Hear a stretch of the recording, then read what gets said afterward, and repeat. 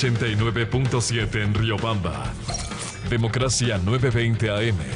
Y Democracia TV para todo el mundo. 8:29 minutos en el territorio continental ecuatoriano. Queremos dar la bienvenida a la vicepresidenta de la Comisión de Fiscalización, asambleísta Ana Belén Cordero, y al periodista e investigador Pablo Jaramillo, quien contribuyó en su momento de lo que vamos a hablar, el caso Alex Saab, que se investiga en la Asamblea Nacional. Este lunes hubo una comparecencia en la Corte de Miami, en donde precisamente está radicado la investigación. Él está preso, supuesto real empresario colombo venezolano Alex Saab, y presunto testaferro del presidente de Venezuela, Nicolás Maduro. El Ecuador fue una lavandería del Sucre, ese sistema, durante el gobierno nefasto de los 10 años, y allí están los resultados. Hubo jueces y juezas que santificaron esta lavandería del Sucre en el Ecuador. Hoy se investiga en la Comisión de Fiscalización un hecho importante que el país debe conocer, uno de los tantos casos de corrupción que vivieron en esa década perdida. Asambleísta Ana Belén Cordero, ¿cómo les va en esta investigación tan fundamental para esclarecer al menos los hechos y ojalá se pueda retomar por la vía judicial por otros delitos? Muy buen día. Hola, buenos días. Un saludo a todos los radioescuchas. Muchas gracias por la invitación. En la comisión nos va bastante bien con esta investigación. De hecho, estamos por terminar las comparecencias esta semana. Estamos esperando que nos conteste ya un tercer llamado de la señora Doris Solís, exministra de Bienestar Social y asambleísta. ¿Y por qué es llamada ella a la comisión? Porque durante el cometimiento o durante la lavandería Sucre aquí en el Ecuador, ella era ministra de Bienestar Social y Inclusión Económica y Social, y era este ministerio el encargado justamente de supervisar y regular el sistema cooperativo. Sabemos que el único caso judicializado a través de la estafa que ocurrió en el sistema Sucre es el caso Coopera, con lo cual estamos terminando estas comparecencias para en lo posterior elaborar el informe que probablemente lo conozcan los medios de comunicación y la opinión pública hacia finales de este mes. De lo que hasta hoy se ha encontrado, se ha investigado, que ha sido muy ilustrativo, ¿qué es lo que se va encontrando, asambleísta Ana Belén Cordero?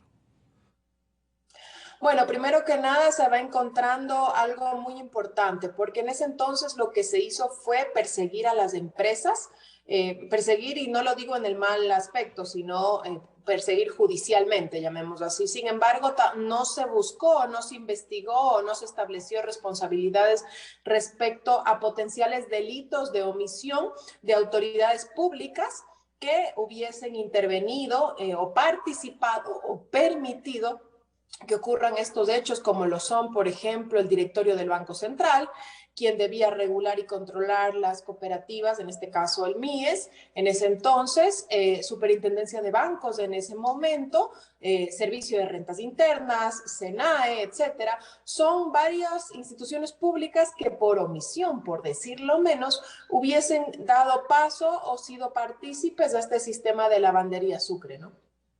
Bienvenido al periodista investigador Pablo Jaramillo, que fue uno de los actores que en su momento, en su oportunidad, hizo conocer al país, pero era la época del gobierno de la Revolución Ciudadana. ¿Qué le hace recordar esto que usted ya fue uno de los que puso el dedo en la llaga respecto de esta investigación de la lavandería de dólares a través del sistema Sucre? Buen día, Pablo. ¿Qué tal, Miguel? Muy buenos días. Te agradezco mucho por la invitación. Un gran saludo a tu audiencia y, por supuesto, a la asambleísta Ana Belén Cordero. A ver, sí, Miguel, mira, lo que en este momento se está hablando mucho en el país, internacionalmente, porque el señor Alex Saab ahora está enfrentando un proceso judicial en Estados Unidos, está acusado de lavado.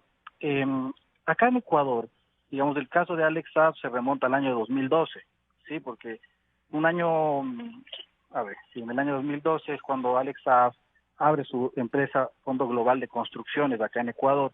Él tenía ya un contrato con el gobierno venezolano para proveerle de casas prefabricadas, ¿sí? Un contrato de 465 millones. Y entonces ahí es cuando abre esta empresa en el Ecuador en 2012. Según lo que dijo el SRI, entre 2012 y 2013 se exportó 292 millones de dólares en casas prefabricadas que nunca llegaron a Venezuela, ¿no? Exportaciones ficticias se supone. Pero lo que nosotros investigamos en Revista Vanguardia se remonta al año 2011. Un año antes nosotros ya revelamos que en el Ecuador se estaba llevando a cabo, digamos, un incremento de exportaciones exponencial a Venezuela, exportaciones presuntamente ficticias o sobrevaloradas. Nosotros investigamos, hicimos 3 reportajes. El primero de estos salió el 10 de octubre del 2011. Sí, en este reportaje nosotros lo que revelamos fue varios cargamentos de pimienta negra. Una empresa en particular había hecho exportaciones de pimienta negra. En una ocasión digamos, anunciado exportar 4 contenedores, 100 toneladas de pimienta negra y realmente solo se habían exportado 300 kilos. Eso estaba dentro de un informe de la propia Unidad de Vigilancia Aduanera del Guayas. Esta empresa solamente había exportado entre 2011, 2010-2011, más de 14 millones de dólares en pimienta negra. Pero como te digo, había un informe que decía que ya uno de estos cargamentos había sido ficticio. Luego revelamos en 2 entregas más una red de empresas, una en particular que tenía 9 empresas relacionadas entre sí. Esta red de empresas había exportado 63 millones de dólares en productos tan extraños, digamos, como fajas ortopédicas, implantes dentales, redes para pescar, digamos, que no tenían nada que ver entre sí y que, digamos, el Ecuador tradicionalmente no ha exportado. Entonces, este conglomerado de 9 empresas había exportado 63 millones de dólares y con, digamos, productos totalmente sobrevalorados. Yo recuerdo que los implantes dentales los vendían en $500 cada uno, redes para pescar en varios cientos o miles de dólares. Luego, en un tercer reportaje, revelamos un conjunto de empresas que exportaban textiles. Y esto se remonta incluso más atrás. Esto de los textiles viene desde el 2008. Nosotros en 2011 revelamos que había un grupo de 5 empresas que ya habían exportado más de 136 millones, casi 137 millones de dólares en textiles totalmente sobrevalorados. Te digo porque en esa época nosotros, digamos, hicimos un cotejamiento, ¿no?, con productos al precio de mercado. Encontramos que el producto estrella para estas empresas, para exportarlas a Venezuela, era el fieltro, que es una tela, digamos, de uso más industrial, bastante económica. La comercializaban a $1.87 el kilo, es decir, menos de $2 el kilo, y a Venezuela se la llegó a vender a $800 el kilo. Entonces, de esta manera sobrevaloraban las exportaciones. Como te digo, esta investigación la sacamos un año antes de que Alex Saab abra su empresa Fondo Global de Construcciones en Ecuador, es decir, el tema de las exportaciones ficticias, el tema de las exportaciones sobrevaloradas a Venezuela únicamente, viene de años atrás, y por supuesto el Sucre juega un papel fundamental. Según el propio SRI, del periodo 2010-2015, hay transacciones de más de 2.500 millones de dólares en este sistema, en el Sucre, y todas estas son exportaciones que no han sido investigadas, que las autoridades no han dicho nada. En su momento nosotros buscamos el criterio de la SENAE, del SRI, pero simplemente no dijeron nada, prefirieron ocultar, digamos, mirar para otro lado, simplemente no quisieron dar declaraciones. Sí. Precisamente sobre eso, Pablo, ¿cuál fue la respuesta de las autoridades en su momento? ¿Quiénes estaban? ¿Qué hicieron? ¿O dejaron pasar toda esta lavandería de dólares ecuatorianos a través del sistema Sucre? Mira, yo te puedo dar 2 ejemplos. En esa época, en el 2011, el que era entonces director de la SENAE, Santiago León, dio unas declaraciones que yo las encontré recién en estos días, buscando información para refrescar el tema. Encontré unas declaraciones que las dio el 15 de octubre del 2011, las recoge El Universo. Esto porque una de las personas que recogió las investigaciones de Vanguardia fue el asambleísta de aquel momento, Jorge Escala. Sí, y este señor Santiago León, pues en ese momento director de la SENAE, dice algo así como que las exportaciones ficticias de 100 toneladas de pimienta negra no constituyen un delito aduanero, sino una irregularidad que a ellos no les competía investigar. Eso lo dijo en su momento Santiago León. En el caso nosotros buscamos el criterio, por ejemplo, de la UAFE, y en ese momento hablamos con Gustavo Iturralde, que era el director de la UAFE de aquella época, y pues él admitió en ese momento todas estas transacciones irregulares, decía que sí, que efectivamente habían tenido algunas alertas, pero que para él constituía un mecanismo de defraudación, pero él lo veía más desde un punto de vista casi que ideológico, como que lo que se buscaba era afectar al gobierno venezolano, sí, con este tipo de transacciones para afectar la economía, pero con un fin político. Eso lo dijo en su momento Gustavo Iturralde. Y no tuvimos más criterios o más pronunciamientos de autoridad y buscamos reiteradamente. Claro, Pablo, ¿y en el SRI? Como te digo, Carlos Mas Carrasco, que era el director del SRI de aquella época, simplemente no nos dio ninguna declaración, pero veo ahora que la Comisión de Fiscalización, que la asambleísta Ana Belén Cordero es vicepresidenta, sé que ha acudido la semana pasada Carlos Mas Carrasco a decir que sí, que efectivamente ellos también conocían del tema, han emitido algunas alertas, pero hasta ahí llegaron. Entonces, ahora, pues cuando ya el tema se reactiva y ya ven la gravedad y que en su momento ellos no hicieron nada, pecaron de omisión, pues ahora dicen que sí sabían y que sí emitieron alertas, pero la verdad es que esto nunca se judicializó. Hubo una investigación que se hizo al Fondo Global, que yo creo que la asambleísta Ana Belén Cordero tiene un poco más de información más reciente, pero esto, se abrió en me parece 2013, y se cierra 3 años después, en 2016, exonerando a todos los accionistas del Fondo Global e inclusive devolviéndoles 56 millones de dólares que estaban retenidos, exculpándoles totalmente, ¿no? Diciendo que son absolutamente inocentes y que las transacciones eran totalmente lícitas. Asambleísta Ana Belén Cordero, del hilo conductor de esta investigación, vemos que aparecen algunas autoridades que fueron en su momento y que no respondieron. ¿Cuál fue el papel de las autoridades? Quizás taparon o no quisieron denunciarlo, no fueron activos frente a estos hechos irregulares. Bueno, primero yo creo que hay autoridades que no tenían la menor idea de lo que estaba pasando, más allá de lo evidente, digamos, de lo que justamente mencionaba el periodista, que se denunciaban irregularidades. Perdón, un hecho. El hecho de que desconozcan, perdón la redundancia, no les exime de responsabilidades, porque hay errores por acción o por omisión en estos casos. Totalmente, no estoy diciendo que estén exentos de responsabilidad, pero desconocían porque al escuchar, por ejemplo, lo que nos menciona el periodista de este señor de la UAFE, que dice que lo que se buscaba era afectar al gobierno venezolano, el pobre señor está perdido, está peor que Papá Noel en mayo. Primero que nada, porque el gobierno de Rafael Correa lo último que quería en ese entonces era afectar al gobierno venezolano, si eran más bien cómplices y camaradas, llamemos así. Un tema ideológico, en eso sí comparto, porque el señor Pedro Páez, que fue uno de los ideólogos de este sistema Sucre, él lo dijo claramente, ellos querían quitarle el monopolio al dólar, que no es posible que el Ecuador utilice únicamente el dólar para sus transacciones de comercio exterior y que ellos querían romper ese monopolio y que por eso se inventaron este sistema. Lo mismo al sistema SWIFT, que es el sistema de transferencias internacionales norteamericano.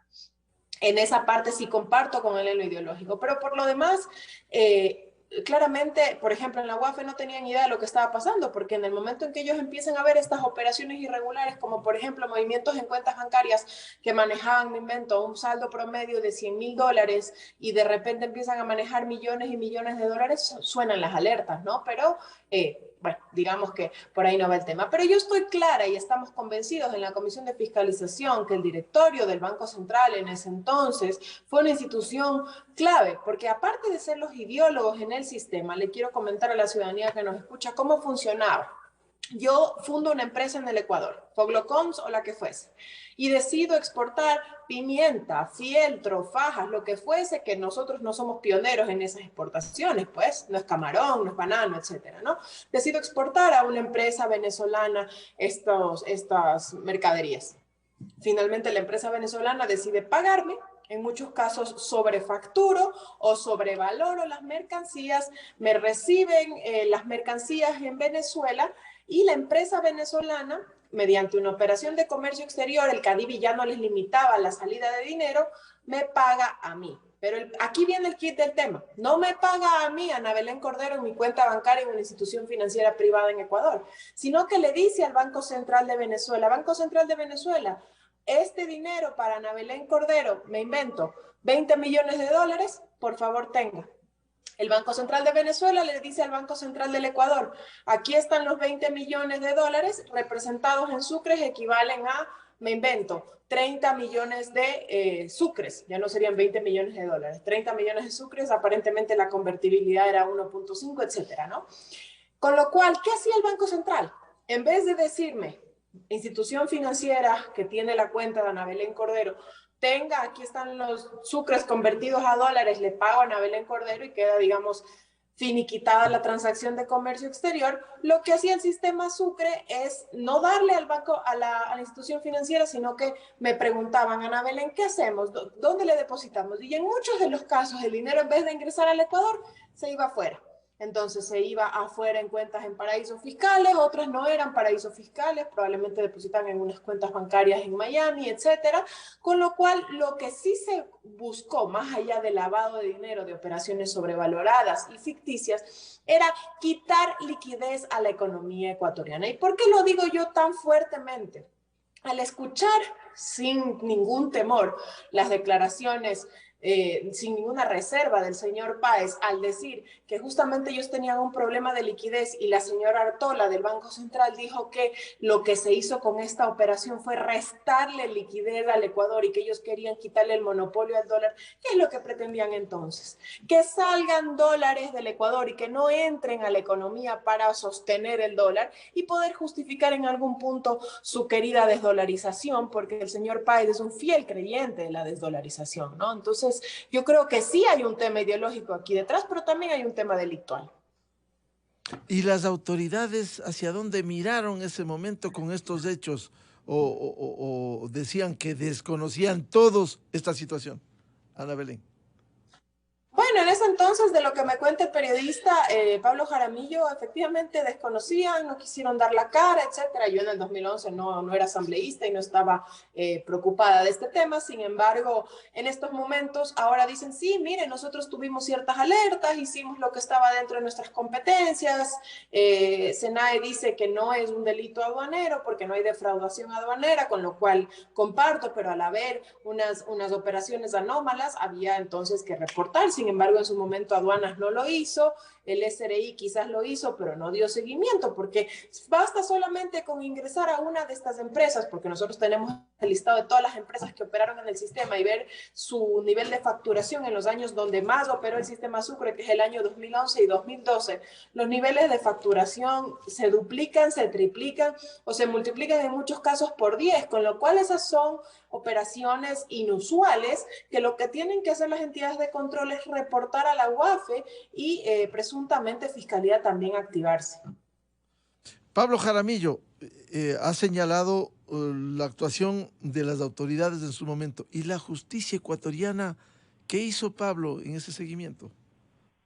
Sí, mira, Miguel, nosotros en el caso por ejemplo, de la pimienta, nosotros hicimos el seguimiento y se abrió una indagación en su momento, pero que fue cerrada casi de inmediato. Creo que duró un mes la indagación. ¿Quién era fiscal general? El fiscal general era Galo Chiriboga, pero el fiscal del Guayas que asumió esa investigación del tema de la pimienta, porque era un tema que había ocurrido en Guayaquil, en el puerto, lo hizo un fiscal, Joselito Argüello, y él cerró la indagación en un mes, diciendo que pues eran transacciones lícitas, el tema del Sucre legalizaba todo, porque era todo entre bancos centrales. Entonces, digamos, esa fue, yo diría que la coartada para no investigar. Algo muy parecido pasó después con Fondo Global de Construcciones, como te comentaba. Fue una indagación que duró más tiempo, pero igual, no llegó a nada. Y yo, la verdad es que vi con asombro que el fiscal general de entonces, Galo Chiriboga, se acercó a la Comisión de Fiscalización a decir que sí, que efectivamente él no hizo nada, porque ningún funcionario, ningún empresario tenía fuero de corte nacional, entonces que no le competía a él hacer absolutamente nada y por eso no hizo nada. Entonces, como tú ves, hay personas como este señor Galo Chiriboga que admite que no hizo nada, hay otros que algo trataron de hacer, pero me parece que solo fue una especie de pantomima, de abrir indagaciones para cerrarlas y exonerar a los involucrados, y en general esa fue la tónica de la justicia y de las autoridades. Entonces, hoy que se está reactivando el tema, hoy sí pretenden decir que sí investigaron, cuando realmente no ocurrió nada. Pero bueno, yo creo que por eso la fiscal ahora general del Estado ha dicho que ella va a abrir indagaciones y creo que es lo correcto porque se pega por acción y por omisión. Y en el caso de las autoridades ecuatorianas, todo este tiempo han sido 10 años, porque nosotros lo revelamos en 2011, 10 años que no se hizo nada. Y si se está haciendo algo ahora es por el escándalo mediático por Alex Saab. Pero como te digo, el tema de Alex Saab sí es importante, pero hay otros temas más que no sabemos si están interconectados o si nos llevan a otras aristas o a otros grupos de corrupción. En eso tal vez yo no coincido mucho con la asambleísta porque Sí, puede ser que haya desconocimiento de algunas autoridades, pero su obligación era eso, pues, investigar. Si no entienden o no conocen del tema, tienen que apersonarse e investigar. Yo te digo que dudo un poco porque tú recordarás en la época del correísmo, cuando Rafael Correa le molestaba alguna investigación, alguna publicación de medios, lo que hacía era insultar a los periodistas en la sabatina. En nuestro caso, Miguel, nosotros investigamos, sacamos 3 reportajes, no dijeron nada, prefirieron callarse para no hacer escándalo, porque sabían que era verdad. Por eso hoy, 10 años después, vemos que efectivamente esto estaba pasando y no hicieron absolutamente nada. Y bien, asambleísta Ana Belén Cordero, ¿para cuándo, cómo se va a presentar este informe? Y si también finalmente pudiera ir a la Fiscalía para que se investigue por otros delitos, porque no se puede juzgar por lo mismo cuando les declararon inocentes luego de todos estos procesos a determinados personajes. Nosotros realizaremos el informe hacia finales de este mes. Recordemos que en estos momentos estamos nosotros sustanciando el juicio político al señor superintendente de compañías, Víctor Anchundia. Tenemos también las investigaciones en curso, que también saldrán los informes desde mi despacho de las universidades emblemáticas, desde el despacho del asambleísta Villavicencio, el tema del caso Coca-Codo, Sinclair y Sinohidro. Y también tenemos el caso Alexab, que cerraremos con todo esto este mes y seguiremos con los juicios políticos el siguiente mes. En la comparecencia de la señora fiscal el día viernes fue sumamente reveladora, porque entendemos que en esos momentos no se podía judicializar a las empresas, solamente a las personas. Con el código penal que estaba vigente a la época, las personas jurídicas no tenían responsabilidad penal, con lo cual, digamos, por ese delito no se podía juzgar, pero sí no se exime el hecho de poder reabrir las investigaciones tanto en la Fiscalía aquí a nivel nacional como colaborar con la justicia norteamericana para que se juzgue por delitos conexos a lavado de activos, que es lo que está haciendo la justicia norteamericana, justamente falsificación de documentos, simulación de operaciones de comercio exterior, sobrevaloraciones, sobrefacturaciones, etcétera. Todos estos delitos relacionados o que forman parte de la estructura delictual de lavado de activos, seguramente deberán ser tomados en consideración por la señora fiscal para poder reabrir las investigaciones sobre este caso. Por cierto, cuando usted informe irá a la Fiscalía, ¿cuándo cree una fecha tentativa que estará este informe luego de todas las comparecencias y la redacción del documento? Justamente es lo que le mencionaba hace un momento, probablemente hacia finales de este mes, como le mencionaba, tenemos el juicio político que estamos... Digamos. No tenemos una fecha específica, porque justamente tenemos varios juicios que hacer. Sí. Y la redacción fin de mes, y siguen recopilando estos días hasta llegar a fin de mes. ¿Qué van a hacer con esta investigación? Bueno, a ver, como le decía, estamos cerrando comparecencias esta semana, estamos sustanciando el juicio político y cerrando comparecencias del caso Alexab esta semana, y el equipo estará ya redactando el informe tanto del juicio político como del caso Alexab, y presentaremos también los otros informes, universidades emblemáticas y Coca-Cola Sinclair, este mes también, y yo espero que más o menos hacia la última semana de noviembre tener ya este informe listo justamente para coincidir con los avances en los procesos de la justicia norteamericana y que pueda enlazarse con el capítulo Ecuador del tema Alexab. Finalmente, ¿se puede esperar un informe muy bien sustentado que no sea el mamotreto que la Comisión de Garantías Constitucionales presentara sin sustentos, sin documentos, el caso de Pandora Papers?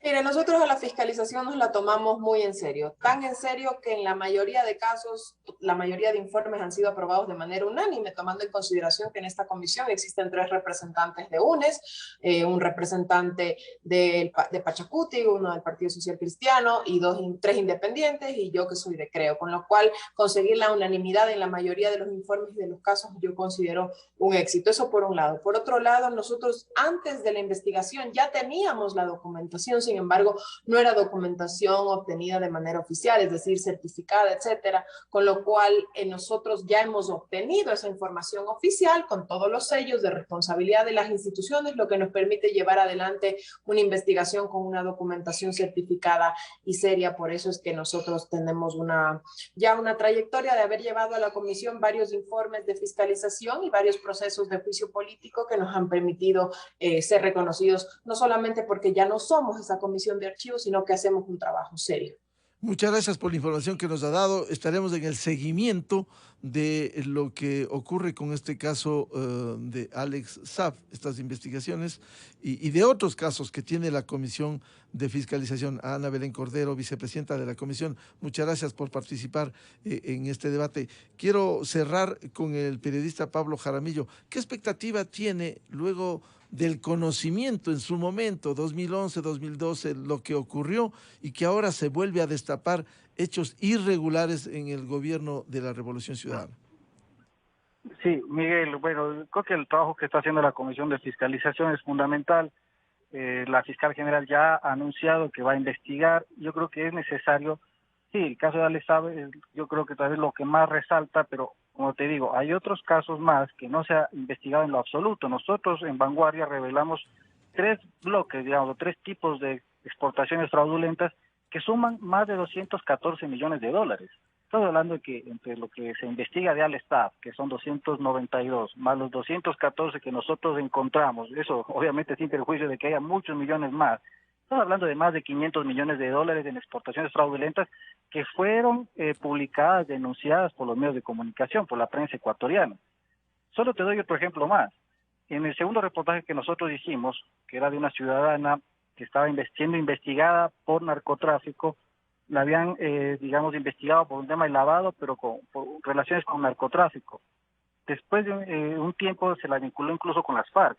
Nosotros revelamos que esta ciudadana que está investigada por narcotráfico tenía 9 empresas que exportaron 63 millones de dólares. Es decir, aquí inclusive puede haber alguna bifurcación hacia temas de narcotráfico, temas, digamos, que la Fiscalía, que las autoridades no han dicho absolutamente nada y, como digo, podría que trasciendan incluso del tema de Alex Saab. Entonces es importante que la Fiscalía, las autoridades, inclusive la misma Comisión de Fiscalización, abra un poco más del abanico. Sí, lo de Alex Saab es importante, pero hay otros casos más. Estamos hablando de 2.500, más de 2.500 millones de dólares en transacciones por el Sucre.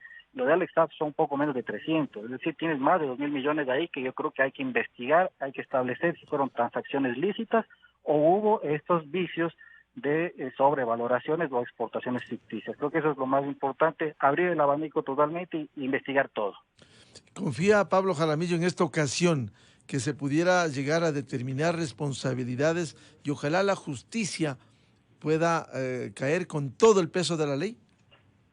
Yo creo que hay que ir dando pasos. Me parece que la fiscal ha dado pasos importantes y hay que, digamos, dar ejemplos, dar muestras. No puede ser que después de 10 años nos venga el ex fiscal general a decir que no hizo nada porque no le competía, que en su momento ya lo dijo el director de las aduanas que tampoco a él le competía, que resulta que el SRI sí había sabido y que sí habían emitido alertas, pero que no la hicieron tan públicas. Entonces, o sea, no puede ser que en el país, ahora después de 10 años, nos digan que se han investigado, que claro, se han lavado de manos de estas autoridades. Todos se lavan, sí, totalmente. Entonces, creo que ahí es donde la Fiscalía debe actuar y dejar sentado, ¿no? Que no se puede vivir tanto tiempo en la impunidad. Por eso es que hoy estamos cosechando lo que se ha sembrado durante tantos años. Por eso es que tenemos un crimen organizado aquí que está dando pasos tan fuertes en nuestro país. Es por estas cosas, porque se ha dejado crecer todo este tipo de actividades ilícitas y estos son los resultados. Yo creo que la Fiscalía, y está muy bien la Comisión de Fiscalización que sigue investigando, pero hay que dar muestras y hay que dar ejemplos claros de que la justicia tiene que llegar y que la impunidad tiene que acabarse. Muchas gracias a Pablo Jaramillo, periodista investigador que en su momento nos ilustró. Recordamos lo que publicaba en Vanguardia, que ya no existe hoy, lamentablemente. Muchas gracias, Pablo, su participación. Muchas gracias, Miguel. Un gran abrazo a todos. Un gusto escuchar esto que el país debiera recordar. Gracias también a la asambleísta Ana Belén Cordero, vicepresidenta de la Comisión de Fiscalización. El país no puede olvidar, tiene que recordar estos actos de corrupción en los 10 años de la Revolución Ciudadana que se reflejan hoy, que se destapan hoy, y autoridades que se lavan las manos y ahora la justicia ecuatoriana, la Fiscalía, tiene que retomar por otros delitos a fin de llegar, ojalá, a la sentencia en el debido proceso y con derecho a la defensa. Con esto cerramos la revista de Opinión Democracia de este martes 16 de noviembre. Les agradecemos por dispensarnos con su amable sintonía. Les recomendamos en Exa FM el show de la papaya. Muy buen día, felicidades a todos. Miguel Rivadeneira en la revista de Opinión Democracia. Inicio de espacio promocional y publicitario. Te mereces renovar tu hogar en estos días Black. Participa por la devolución de tus consumos de hasta $1,000 y acumula el doble de millas. Además, aprovecha el 50% de descuento en salas, comedores, dormitorios en el Bosque, más 5% de descuento adicional con tus tarjetas Banco Pichincha. Difiere hasta 35